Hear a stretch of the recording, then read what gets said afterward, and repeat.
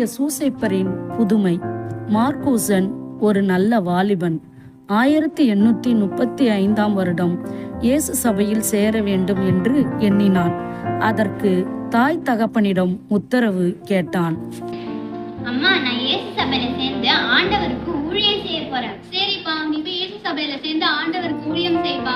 அதெல்லாம் வேண்டாம்ப்பா, நீ எங்கேயும் போக வேண்டாம். ஏன்பா? நீ போயிட்டா வயக்கத்திலே நான் இறந்துருக்கேன்.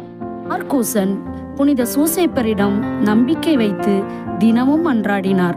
1 வருடத்திற்கு பிறகு தந்தை உத்தரவு கொடுத்தார். ஆனால் சில மாதங்களில் தந்தை இறந்து விடுகிறார். 5 மாதங்களுக்கு பிறகு இயேசு சபையில்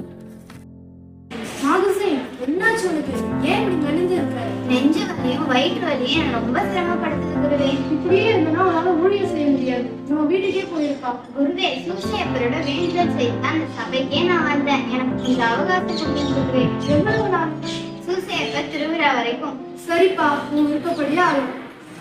சூசையப்பர் திருவிழாவின் போது திவ்ய நற்கருணை ஆசியின் போது மார்க்கூசேன் உடல் நோய்கள் முற்றிலும் குணமாகி குரு பட்டம் பெற்று மடகாஸ்கர் தீவுக்கு சென்று ஊழியம் செய்து வந்தார். இந்த சூசைப்பரை நாடி வேண்டி அருள் பெறுவோம்.